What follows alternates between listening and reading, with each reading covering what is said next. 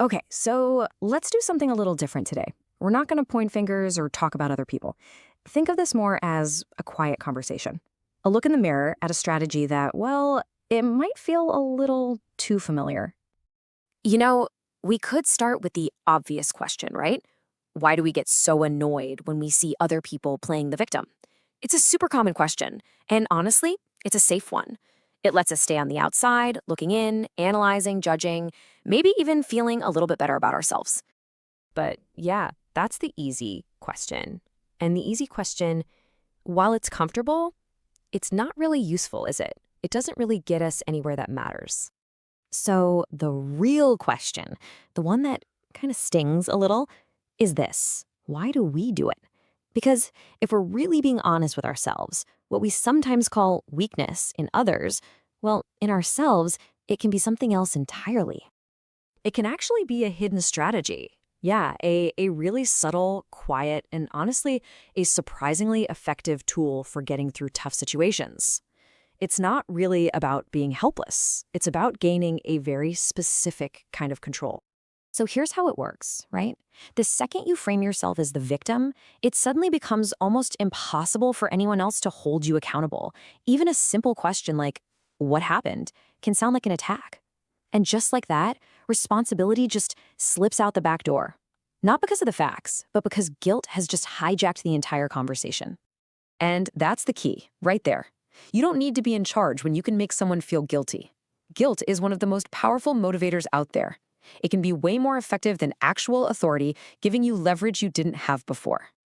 Okay, so if we're calling this a strategy, then it must have some benefits, right? I mean, we wouldn't do it otherwise.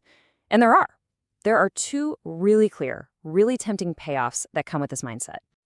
And here they are. Number 1 is escape, and number 2 is attention. Simple as that. One lets you get out of doing the hard work, and the other gives you that immediate hit of sympathy and validation. Let's dig into both of those. So first up, escape. Think about it. As long as the problem is out there, it's other people's fault, it's bad timing, it's society, it's my past, then you never have to look inward. You get to completely sidestep the messy, exhausting work of actually changing, which, let's face it, involves effort, consistency, and maybe failing a few times. And that's the appeal, isn't it? It's like this instant relief valve. There's no friction, there's no work. It's the ultimate off-ramp from that long, hard road of taking personal responsibility. All right, the second big benefit, attention. And this one is powerful. I mean, think about it. To achieve something great and get recognized for it, that can take months, years, even decades. But sharing your suffering? Wow, the attention is immediate. People lean in, they listen, they tell you you're right to feel that way. For a moment, it really does feel like a win. But, and this is a big but, this is where the whole strategy starts to fall apart. Because there's a hidden cost to living on a diet of sympathy. You're basically outsourcing your emotional state to other people. And that, well, that always comes with a price. In the beginning, it feels fantastic. Someone gives you sympathy, and it feels like connection. It feels like they really get you. You feel seen. You feel supported. It's a good feeling. But then, over time, something changes. It's subtle. The person giving you all that sympathy, even with the best intentions, starts to see you as, well, a little less capable, maybe a little less stable, someone they have to be careful around. And suddenly, there's a power imbalance. And eventually, that imbalance just becomes distance. Look, sympathy isn't an infinite resource. Not because people are mean, but because everyone's got their own stuff to deal with. And when their sympathy runs out, it doesn't magically turn into respect. It turns into annoyance, then silence, and then just distance. And this is how you get stuck in a really dangerous loop. A crisis happens, you present as helpless, you get sympathy, then when the sympathy naturally fades, it feels like you're being abandoned, which only reinforces the original belief that you're a victim. And boom, you're right back at the start of the cycle. So what's really happening here? Your self-image, your sense of worth, your emotional state, it's all slowly being moved outside of you.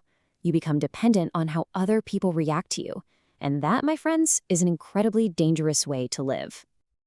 Okay, so how do you get out of this? How do you break the cycle?